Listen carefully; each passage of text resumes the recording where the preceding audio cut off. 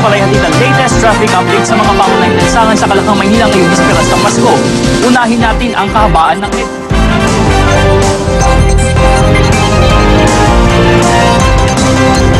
Balitang diretso sa sikmura. Bagong impormasyong bubusog sa isipan. Lahat ng dapat niyong malaman. Mainit-init na ihahain ni na Rapid at Amilin Binoso. Makisalo na sa Balitang Tapat! Narito mga balita ngayong araw. Dalawang libong residente nawala ng bahay sa sunog sa Muntinlupa isang araw bago ang Pasko. News 5 Action Center maghahatid ng tulong ngayong araw. Isang araw matapos matagpuan ng bangkay ng isang bata sa Makati kahapon, isang fetus nakita naman sa basurahan sa Tondo. Sitwasyon ng trapiko ngayon sa mga lansangan ng Metro Manila ihahatid namin sa inyo. Mga presyo ng bilihin para sa last-minute Noche Buena shoppers, alamin. Sa ating kwento ng mga paraan para iwas impatso mamayang Noche Buena, abangan. At sa itimbre mo kay Tulfo, OFW na nakakulong pa rin sa Kuwait kahit nga release papers na humingi sa atin ng tulong. Magno Noche Buena sa evacuation center ng may 2,000 residente ng Barangay Kupang sa Muntinlupa. Tinumpok kasi ng apoy ang kanilang mga bahay kagabi at walang naisalba kahit anong gamit. Nagbabalita si James Beltran. Nagliwanag ang Barangay Kupang sa Muntinlupa kagabi dahil sa nagngangalit na apoy na tumutupok sa mga bahay dito. Bukod sa pahirapan sa pagkuha ng tubig ng pamatay sa apoy, problema rin ng mga bumbero ang dikit-dikit na bahay na karamihan ay yari sa light materials. Kaya ang mga residente nagkandara pa sa pagigib para tumulong sa pag-apula ng sunog. Kanya-kanya rin silang bitbit ng maisasalbang mga gamit. Ang lolang ito, ang alagang aso lamang ang nabitbit habang naabo ang kanyang bahay. Eh, siyempre, masakit sa loob namin. Magpapasko. Magpapasko ganito kami. Naging 30 bumbero mula sa iba't ibang parte ng Metro Manila ang tumulong sa pag-apula ng sunog na umabot sa general alarm. Bandang alas 6:30 ng gabi nagumpisa ang sunog dito sa Barangay Kupang, Muntinlupa. Sinusubukan ngayon salbahin ng mga bombero at residente ang mga bahay. Pero dahil sa lakas at paiba-ibang direksyon ng hangin, ay kumakalat na ito ngayon sa lugar. Pasado alas 3 ng madaling araw, nagdeklara ng fire out. Naging 30 mga bahay ang natupok sa sunog at wala namang naiulat na nasaktan. Base sa inisyal na investigasyon, nagumpisa ang sunog sa bahay ni Serafin Letada na nagsisiga kagabi. May pinipinpoint sila ng isang tao. Hawak na namin yung tao ngayon, so under investigation yung tao ngayon about it. Pinabulaan na namin ni Serafin na sa bahay niya nagumpisa ang sunog. Nung dumating ako, may apoy na wala ako sa bahay nung nangyari. Pinag-aaralan na ng Muntinlupa Fire Department ang kasong maaring isang palaban kay Serafin. Pansamantala namang pinatuloy sa Kupang Elementary School ang mga nasunugan. James Beltran, News 5. Kaugnay pa rin ang balitang yan, siksikan ngayon sa dalawang magkahiwalay na evacuation center ang higit 2,000 residente ng Muntinlupa na nasunugan kagabi. Para sa update, may live report si Romel Lopez. Romel.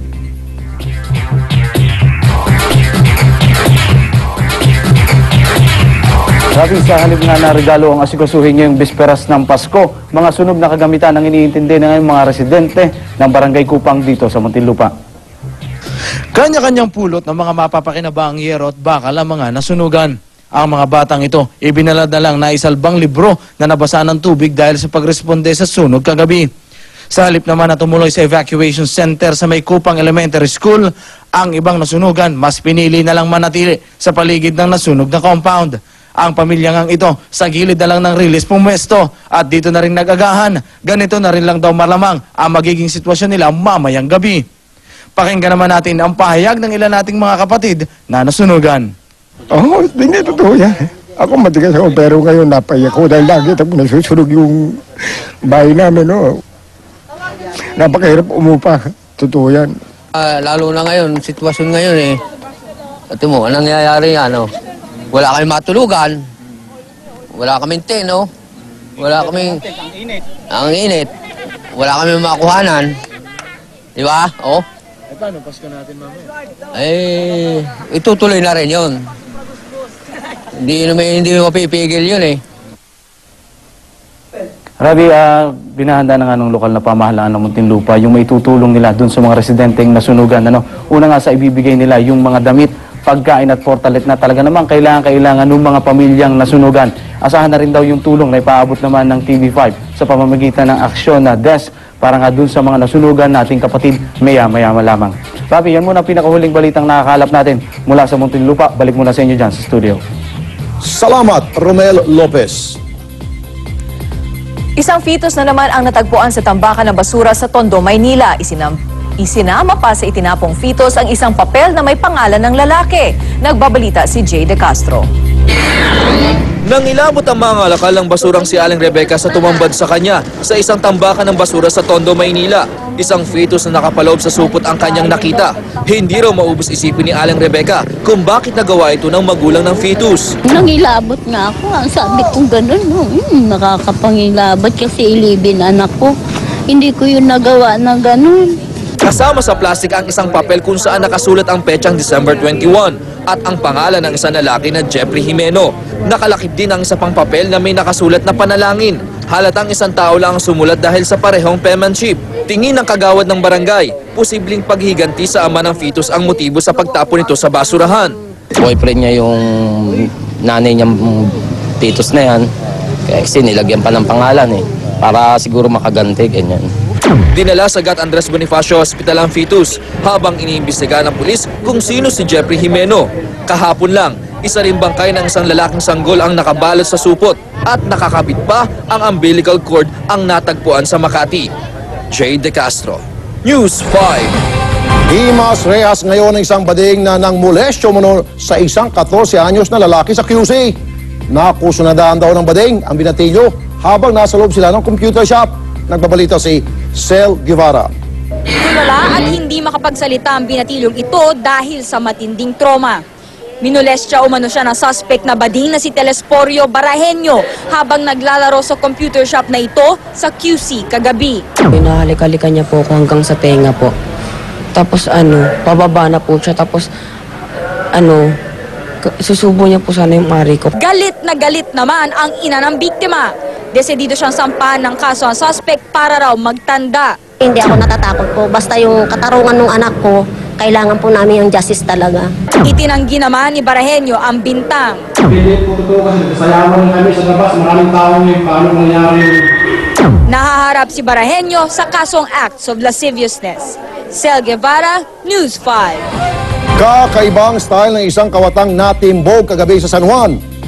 Bago kasi niya nakawan ang kanyang target, hihipuan niya muna ang puwet ng kanyang biktima. Nagbabalita si Eric Montas. Sa presinto ang bagsak ng suspect sa pang-hold up na si Edgardo Viloria. Ang kanyang umanong biktima, isang estudyante na naglalakad lang sa P. Guevara Street sa San Juan kaninang madaling araw. Pero bago raw gawin ang pang-hold up, hinipuan pa raw ng suspect ang dalaga sa puwet bago tinangay ang gamit ng biktima. Patuloy na gumagawa pala nito. Series ang ginagawa nito sa amin dito sa San Juan. Minumuleste niya pa yung mga babaeng hino-hold up niya sa madaling araw. Nado naman ang suspect na nang hold up nga siya. Dala raw ito ng matinding pangangailangan lalo't magpapasko. Nung December 17 nang hold up po ako. First time ko lang po yun. Yun lang po. Pero itinanggi niya ang bintang na hinipuan niya ang biktima. Pero yung nangihipo, hindi po ako yun. Dalawang kaso ang isinampa ng pulis sa suspect na si Viloria, robbery hold-up at acts of lasciviousness. Eric Montas, News 5.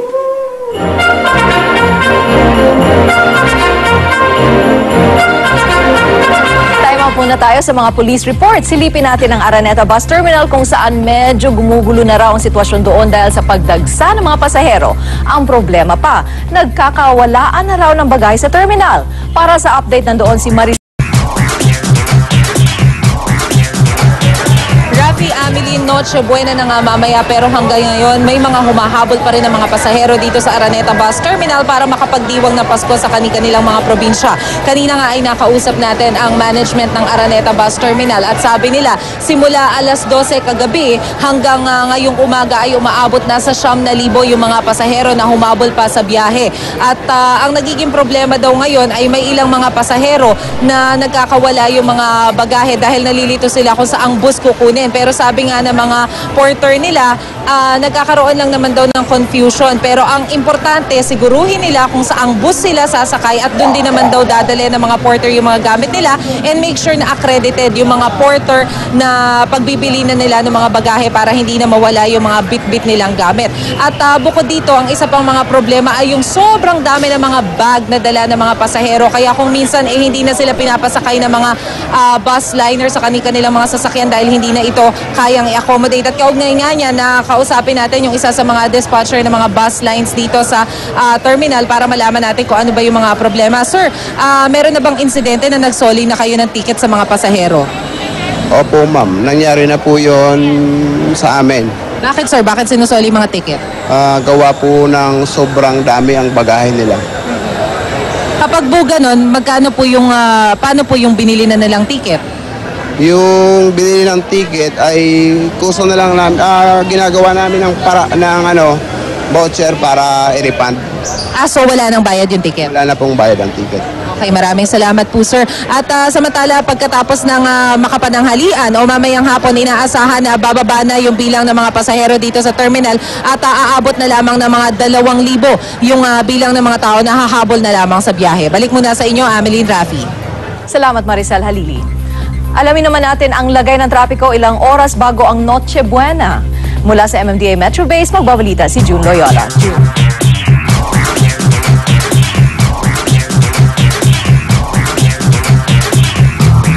Rafi Ameline, nandito ako muli sa MMDA Metro Base para ihatid ang latest traffic update sa mga pangunahing lansangan sa Kalakhang, Maynila ngayong bisperas ng Pasko. Unahin natin ang kahabaan ng EDSA.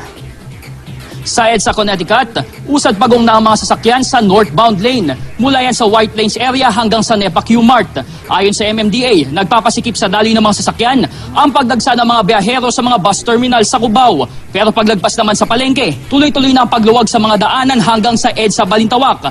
Sa EDSA Timog Southbound Lane naman, mabagal na ang takbo ng mga sasakyan sa bahagi ng Timog Kamuning Flyover hanggang Cubao. Paglabas naman ng Cubao area, maluwag na ang mga daanan hanggang papasok ng SLEX.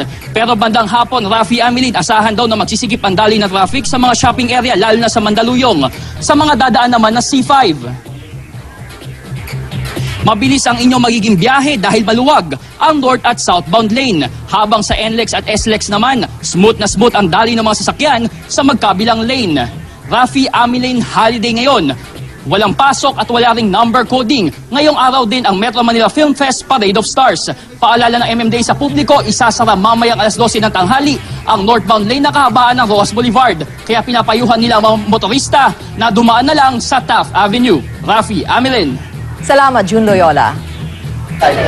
Susunod, Batangas Port, dinagsa pa rin ng mga pasahero. Ilang biyahero, posibleng doon na abutin ng Pasko. Paano nga ba makaiwas sa impacho mamayang Noche Buena? Abangan sa Kwentanong. At sa timbre mo kay Tulfo, OFW na nakakulong pa rin sa Kuwait kahit may release papers na. Susubukan nating tulungan. Magkano ang ginto? Handa mamaya. Ang iba nating kapatid, bumibiyakay pa rin. At malamang ay abutin na ng Noche Buena sa barko. Mula sa Batangas Port, nagbabalita si Franz Noguera. Franz. Rafi Ameline, may mga dumarating pa rin ditong pasahero para sumakay ng barko. Pero ayon sa Philippine Coast Guard, kakaunti na lamang ang kanilang bilang na inaasahan na darating ngayon. Kung kahapon nasa 194% ang itinaas ng volume ng mga pasahero o katumbas ng 19,882 na mga pasahero, ngayon higit kumulang 100% na lamang ito. Marami na raw kasi ang nag-uwian kahapon. Kung kahapon nagkakainitan sa mga bumibili ng tiket sa Romblon at Odjongan, ngayon maluwag at marami pang bakante. Inaasahan ng mga shipping lines na hindi magkakagipitan sa tiket kahit dalawang barko na lamang ang huling bibiyahe pa Romblon at Odjongan dahil linggo na muli babalik ang mga barko. Yun nga lang, pasado hating gabi na makakarating sa kanilang bahay ang mga sasakay sa last trip mamayang alas 5 ng hapon dahil 8 oras ang biyahe pa Romblon. Wala naman umanong dapat ipag-alala sa mga pasaherong Pakalapan at Abra de Ilog dahil oras-oras pa rin ang biyahe sa mga rutang ito. Wala namang pangamba na may mga stranded na pasahero. Rafi, Amelie, kinasila na nga ng mga shipping lines ang mga ticket reservations. Ang lahat ng gustong umuwi, kailangan personal lang kumuha ng kanilang mga ticket. Dahil ito raw ay para maging patas doon sa mga nagtiyaga talagang pumila. Balik sa inyo, Rafi at Amelie. Salamat, Franz Noguera. Kambyo tayo sa iba pang balita sa lansangan. Ipinabarangay ng isang ginang ang lalaking madalas daw tumambay sa labas ng kanilang bahay sa Malabon. Lalo pa raw napiko ng ginang ng sundan ng tambay ng mga nakaaway niya, bit-bit ang ilang panaksak. Nagbabalita si Carla Lim. Diretso sa barangay ang lalaking ito matapos ireklamo ng isang ginang sa Malabon. Paano ba naman? Madalas daw tambayan ng sospek ang kanilang bahay. At kahapon nga sinugod sila na may 20 lalaki na may dala pang kutsilyo. Sabi ko, bakit ka nandito sa amin? Lumabas ka doon, lumabas ka, madadamay kami. Sabi ko pong ganon. Dagdag dyan, ang sospek pa raw ang galit kina Aling Maribik kapag pinapaalis. Pinapaalis po, ma'am. Diyos ko, ma'am. Hindi naman sa pagbabasto. Sabi ko, ma'am, mag-iipon ako ng ihi ko para ibuhos ko po sa kanila. Kasi kung babanlian ko naman sila ng mainit, baka mademanda naman po ako kasi mainit yon. Pero ang tambay na si Ivan, nagmatigas pa at parang binaliwala lang ang ginawa niyang perwisyo. Bahala po siya kung bubusan niya mga kasama ko doon. Sa huli, hindi na nagsampa ng kaso si Aling Maribik. Nangako na lang si Ivan na hindi na ulit tatambay sa labas ng kanilang bahay. Carla Lim, News 5. Kalaboso ang isang lalaki sa Tondo matapos ireklamo na nambulabog sa bahay ng kanyang kumpare. Pero gate ng sospek, binalikan lang daw siya ng kumpare na dinimanda niya ng frustrated homicide. Nagbabalik si Carla Lim. Wala nang palag si Arturo Katipunan nang ipostas ng mga pulis sa Tondo, Maynila. Arestado si Katipunan matapos siyang ireklamo ng pamilya ng kanyang kumpare ng pambubulabog sa kanilang bahay. Hindi ko malaman ang gagawin ko dahil tangan-tangan ko yung apo ko. Iyak nang iyak yung apo ko, natatakot eh. Itinanggi ng sospek ang bintang sa kanya. Katwiran niya, ginagantihan lang siya ng mga nagrereklamo dahil kinasuhan niya ng frustrated homicide ang kanyang kumpare. Tinagaraw siya nito at ang kanyang pinsan sa leeg noong Nobyembre. Pagwawala. Tinaga nga ako ng asawa niya. Walang problema sa akin. Nakag-usap kami ng asawa niya. Sabi ko, sa akin walang problema. Pero may asunto ka. Hindi humarap sa presinto ang tinutukoy na kumpare ng sospek. Pero dumating naman ang bayaw nito at nang magkita, halos magpang-abot sila. Ikaw nga nagabog ng kita, di ba? O ano, sapakin mo ako? Sapakin mo. O sige, sapakin mo. Sa huli, kinasuhan si Katipunan ng alarm and scandal. Pero hirit niya, okay lang siyang makulong. Huwag lang makipag-areglo sa kumpare. Carla Lim, News 5. Listado ang pagtatrabaho bilang GRO ng may 18 menor de edad sa isang bar sa QC. Sabit din ang may-ari ng bar na walang maipakitang working permit. Nagbabalita si Sel Guevara. Walang mukhang maiharap ang may 18 GRO na ito na hinuli sa Jamzai Bar sa IBP Road sa QC. Ayon sa Barangay Tanod, may nagreklamo sa kanila tungkol sa umano'y illegal na transaksyon sa nasabing bar. Ang ilan daw sa kanila, menor de edad. Ang iba naman, walang working permit. Maraming tawag regarding nga dyan sa mga babae na nagtatawag ng mga customer. Nang hanapan ng permit, walang maipakitang papeles ang floor manager ng bar. Sinubukan pa nitong magpalusot, sabay sabing sandali lang naman daw kung mamasukan ang mga babae sa kanilang bar. Pumapasok lang sila pag malakas, pag yung hindi naman malakas hindi sila pumapasok. Kaya wala talagang regular na mga babae dyan. Ayon naman sa GRO na si LJ, napilitan siyang namasukan bilang GRO para masuportahan ang anak. Para sa mga anak namin, kaya nga kami nagpakahirap eh. Dinala ang mga babae sa Quezon City General Hospital para sa isang medical exam habang inihahanda na ang kaso sa may-ari ng bar na kanilang pinapasukan. Sel Guevara, News 5. Nagsalpukan ang dalawang kotse sa Pasig kagabi. Ang dalang driver, nagsisiyan sa nangyaring insidente. Nagbabalita si Michelle Mediana. Uminit ang ulo ni Harvin Reyes matapos siyang pagbintangan ng nakabanggaang si Voltaire Moreno. Nag-counterflow daw si Reyes kaya nagkabanggaan ang kanilang kotse sa Amang Rodriguez Pasig. Ano ka? Hindi ako nag-counterflow, pare! Pa lang ito eh! Kwento ni Reyes, nauntog pa nga ang kanyang anak na natutulog sa passenger seat dahil sa lakas ng pagbangga. Siya ho, nanggaling mo sa kanan. Bigla ho siyang kumaliwa. Depensa naman ni Moreno, nag-signal light naman daw siya pero di raw siya pinagbigyan ni Reyes. Honestly speaking, syempre siya yung nakatama kasi I was using my signal light. Ayon naman sa mga investigador, malaki ang pananagutan ng driver na si Moreno. Labag kasi sa batas ang pagmamaneo sa ilalim na impluwensya ng alkohol at labag din sa batas trapiko ang biglaang pagliko ni Moreno. Nag-positive siya at napatunayan, sinasampa natin siya ng violation ng Section 58, which is driving under the influence of liquor. Sa huli, pinag-areglo na lang ng pulis ang dalawa. Pumayag si Moreno na ipaayos na lang ang sasakyan ni Reyes. Michelle Mediana, News 5. Ang bawat reklamo may katapat na solusyon. Ito ang itimbre mo kay Tulfo. Pangarap ng bawat pamilya na magkasama-sama lalo ngayong Pasko. Pero ang pamilya Orbistondo, 15 taon nang nangungulila sa kanilang ama. 15 years na kasing nakakulong sa Kuwait si Joseph sa salang pagpatay. 2004 pa nang nabigyan ng parol si Joseph. Pero ang 14 million pesos na blood money na babayaran bago siya mapalaya, hindi naipon ng pamilya. Nalapitan na daw nila ang OWA pati ang ilang politiko pero wala pa rin silang nagawa. Ito, panurin nyo. Napagbintangan po siya sa salang pagpatay sa isang Bangladesh national sa Kuwait. Nagtuturo po kasi siya ng tennis doon. Ang ginamit po ng pangpatay is yung tennis racket niya. Nabigyan na po siya ng pardon ni PGMA before, last 2004. Pero ang demand po ng family is yung blood money. Yun din po yung rule nila sa Kuwait.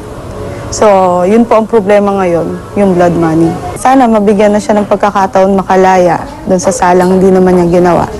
Na sana matulungan din siya ng mga kababayan niya, lalo ng mga matataas na opisyal ngayon dito sa ating bansa, natulungan yung kababayan nilang naghihirap doon sa Kuwait. Okay, sa susunod na linggo po ang sagot ng Department of Foreign Affairs sa reklamo ng pamilya Orbistondo. Ito po kasing sitwasyon, tinawagan po namin lahat ng pwedeng matawagan sa DFA pero lahat po sila ayaw po makipag-usap. Ilan sa kanila nagsabi, wag daw istorbohin dahil kumakain pa raw sila, sana maimpatyo kayo dyan. At ako po yung nananawagan sa isang politiko, siguro po babangkitin ko na, kay Senator Manny Villar na nangako po dito sa pobre, mga kamag-anak na tutulungan. Senator Villar, yung pangako niyo po, sir. Di ba? Dapat sundin niyo po, sir. 1.2 lamang po, sir, Senator. Okay? Para matapos ang problema. Anyway, sa Lunes po, babalikan natin itong problema ito. Para sa inyong mga reklamo, suggestion sa amin, ipadala po ninyo ito sa itimbre mo kay tulfo@gmail.com o mag-text sa 0949-461-6064.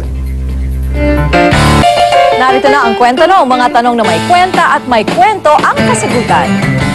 Rafi Amilin, kakain kami ng bonggang-bongga. Mamayang Noche Buena, paano maiwasan ang empacho? Ang empacho ay ang pananakit ng tiyan dulot ng sobrang dami ng pagkain. Senyales ito na hindi na kayang tunawin ng ating bituka ang mga nilapang na ulam. Ano nga ba ang sintomas ng empacho? Una, nakakaramdam ang nai-empacho ng pagsusuka o kaya pagdudumi pero hindi mailabas-labas. May pagkakataon na umiinit din ang itaas na bahagi ng tiyan at pakiramdam mo ay mabigat at punong-puno ang iyong tiyan. Sa Ingles, ang tawag sa empacho ay dyspepsia.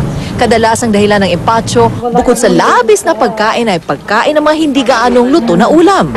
Para maiwasan ng empacho ngayong Pasko, dapat kontian lang yung pagkain natin. Huwag yung biglaan na kung gutom ka, dire-diretso yung pagkain mo ng marami, dapat hindi ganon. Para makaiwas sa empacho, subukang uminom ng pineapple juice sa halip na soft drinks. Kapag na-empacho, subukang uminom din ng isang kutsara ng lemon na may luya at honey o kaya ay kumain ng orange at grapes. Susunod mga presyo ng bilihin para sa mga last-minute shopper, alamin. Parada para sa Metro Manila Film Festival magsisimula na mamaya. At aso sa Germany nanganak ng 17 tuta.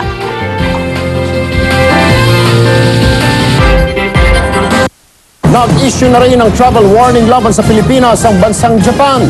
Ito na ang pampitong travel advisory laban sa atin.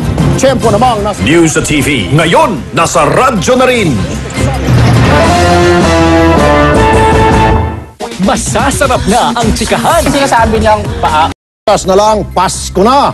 Kaya sa mga misis dyan, nahahabol para mamili ng pang Noche Buena. Ito, pinakahuling presyo ng mga isda at karne pati gulay. Nagbabalita si Trish Roque mula sa Commonwealth Market.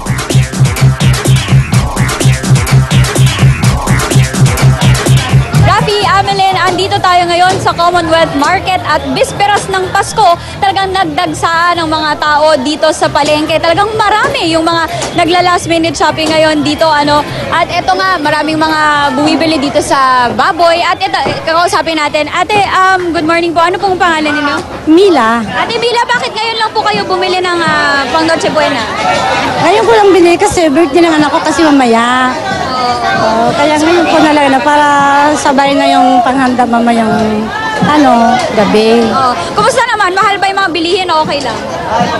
Medyo. Mahal. Pero normal talaga sa atin na ganito maghahanda tayo tuwing Pasko. Kahit mahal, talagang okay lang. Sige po, salamat po ate. Ito, maraming nga bumibili ngayon. Una, yung baboy, hindi naman masyado nagtaas. Nasa 160 to 180 yung presyo ng baboy. Tapos yung baka naman, nasa 240 hanggang 250. Yung manok, 130 pesos. Yung gulay naman natin, kagaya ng mga pansalad na patatas, 80 pesos. Carrot, 60 pesos. Yung bawang, 120 pesos ang isang kilo. Sibuyas, 60 pesos. At kamatis, 40 pesos. Tapos, yung isda naman, di rin masyado nagbago yung presyo. Yung bangus, 90 hanggang 120 pesos. Yung tilapia, 60 hanggang 80 pesos. Yung maliliit na cans ng fruit cocktails, nasa 65 pesos lang yan. Tapos, yung spaghetti sauce, na maliit, 25 pesos lang yan. Tapos, yung kilo ng spaghetti, nasa 70 hanggang 90 pesos. Yung hamon, nasa 100 pesos daw ito. Okay? 100 pesos yan. So, marami naman mabibili dito sa palengke. Siyempre, yung mga prutas, unti-unti na nagtataas yung presyo. Yung grapes daw, magmula 180 pesos, naging 200 pesos na ngayon. Yung kiat-kiat, pareho pa rin naman, mga 70 pesos. Pero pagdating ng New Year, unti-unti nang tataas yung presyo ng mga yan. So, yan muna ang pinakahuli mula dito sa Commonwealth Market. Rafi, Amelin, maligayang Pasko. Salamat, Trish Roque.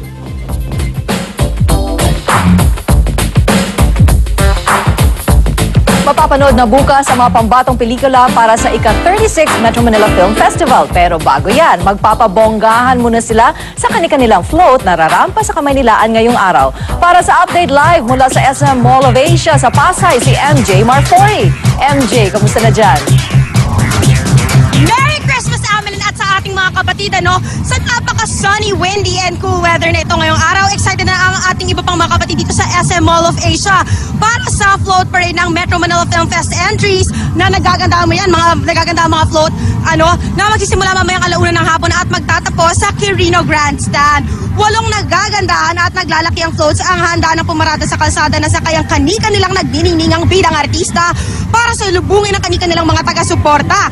Narito ang bawang floats ng Rosario, ang Agimat ni Enteng, Shake, Rattle and Roll 12, Super Inday and the Golden Bibe, Dalaw ang tanging inang last na to, Father Ijejemon at RPG Metanoia. Inaasahang dumating sa lugar ang bida ng MMFF entries tulad nila Vic Soto, Bong Revilla, Ay de las Alas, Chris Aquino, Marian Rivera, Dennis Trillo at ang pinaka-inaabangang gaganap bilang Rosario na si Jeneline Mercado. Isa nga sa pinaka-excited ay ang mga kapatid nating nag-aabang ay ang nakamamanghang 100% customized float ng Rosario. Hindi lang kasi kinareer ng 1920s Art Deco float na ito ang disenyo at presentasyon na may umaangat na Ferris wheel at bonggang dancers. Hina-highlight kasi nito mga kapatid, syempre, ang karakteristiko ni Rosario na pagiging reyna ng peryahan. Dahil noong 1920 sa Pilipinas, mga kapatid, kapag reyna ka ng peryahan ay sikat na sikat ka. At huwag kakalimutan mga kapatid, bukas na showing ang lahat ng pelikula na ito, kaya tangkilikin natin dahil ito ay gawang Pilipino. Nako, kailangan ko muna silipin isa-isa mga float na ito para makwento ako pa kayo mamaya sa aksyon. Back to you guys dyan sa studio, Rafi and Amelin. Merry Christmas! Merry Christmas din to you. Salamat, MJ Marfori.